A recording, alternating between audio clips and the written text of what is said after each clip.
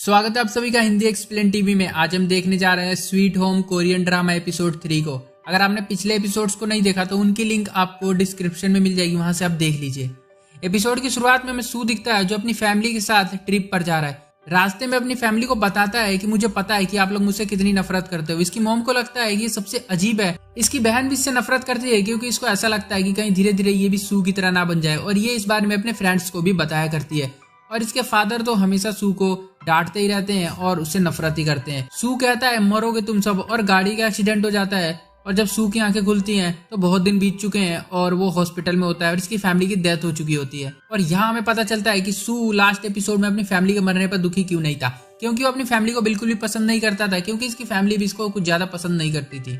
Present time में सू बच्चों को लेकर जा रहा था जहाँ इन पे एक बड़े मॉन्स्टर ने अटैक कर दिया। इसका साइज बहुत बड़ा है। सू उस मॉन्स्टर का पैर पकड़ लेता है और बच्चों को वहां से भाग जाने को कहता है। फिर मॉन्स्टर और सू की लड़ाई होती है जहाँ पर मॉन्स्टर सू को बहुत मारता है। इन दोनों की आवाज सुनकर जीसो और जंग भी यहाँ जाते हैं। जंग इस मॉन्स्टर को घायल करके सू को वहां से लेकर चला जाता है। सू के फेस पर ब्लड लगा हुआ है। जीसो को पता चल जाता है कि ये इन्फेक्टेड है, क्योंकि सबको लास्ट एपिसोड में इमरजेंसी मैसेज आ चुका है कि अगर किसी के नोज से ब्लड आता है तो इन्फेक्टेड है।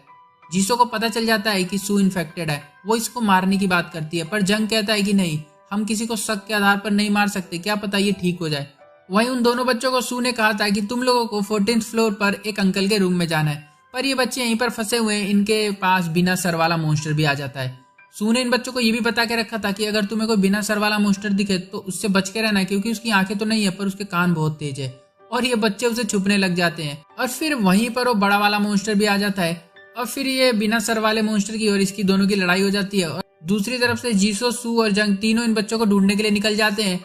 और उसके बाद ये बड़े वाला मॉन्स्टर इस बिना सर वाले मॉन्स्टर को इतनी बुरी तरह पटक पटक के मारता है। और फिर हमें दिखाई जाती है फायर फाइटर जो बेसमेंट में इलेक्ट्रिसिटी चेक करने गई थी। और यहाँ का माहौल तो वैसे ही खराब था।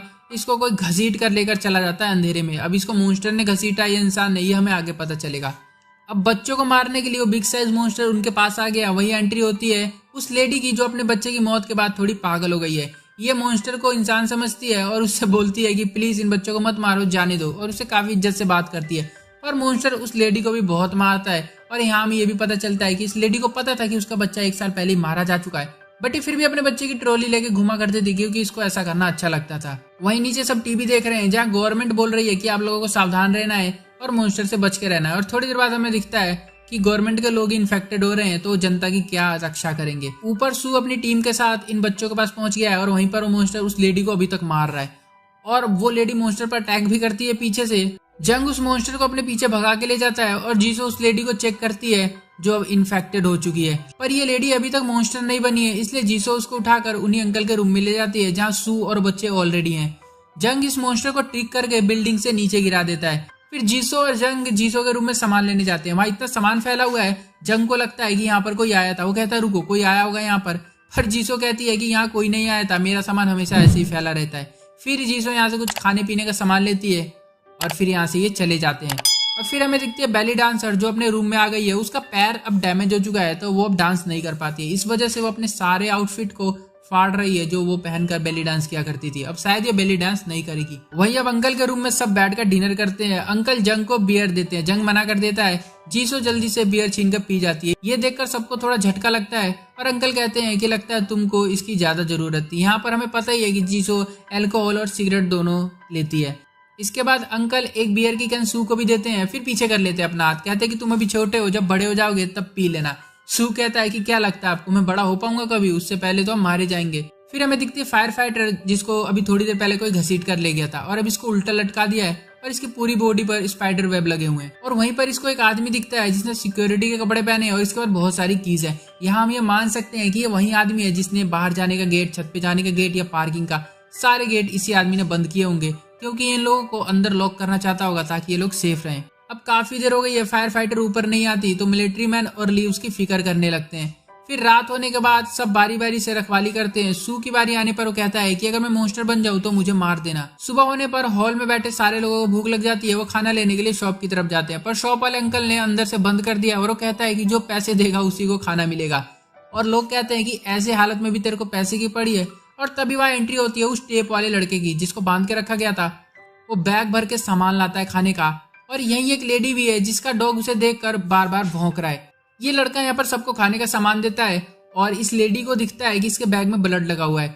ये लड़का इस लेडी को भी खाना ऑफर करता है पर ये मना कर देती है। अब हम भी यहाँ पर सोचेंगे कि ऐसी हालत में सब अपना खाना बचाने की सोच रहे हैं पर यहाँ पर आकर बांट रहा है, कुछ तो गड़बड़ है। और अगर कुछ है तो हमें आगे पता चलेगा। वहीं दो लड़के बाहर देख रहे हैं जहाँ का माहौल बहुत ही अच्छा है। सुहानी सुबह ही पड़ी है, धूप निकली हुई है और बाहर कोई भी मॉन्स्टर नहीं दिख रहा और काफी सन्नाटा है, जैसे लगता है कि दुनिया पहले जैसे हो गई है। और तभी वहां पर एक अलार्म बजने लग जाता है मॉर्निंग का, जो कि हर रोज बजा करता है। और इसी बात का फायदा उठाकर वो लेडी जिसकी बच्ची बाहर फंसी हुई है वो मेन गेट को खोल देती है और गेट से बाहर जाने की कोशिश करती है। उसको वो दोनों लड़के पकड़कर अंदर लाते हैं और कहती है मेरी बच्ची बाहर है, मुझे मत रोको।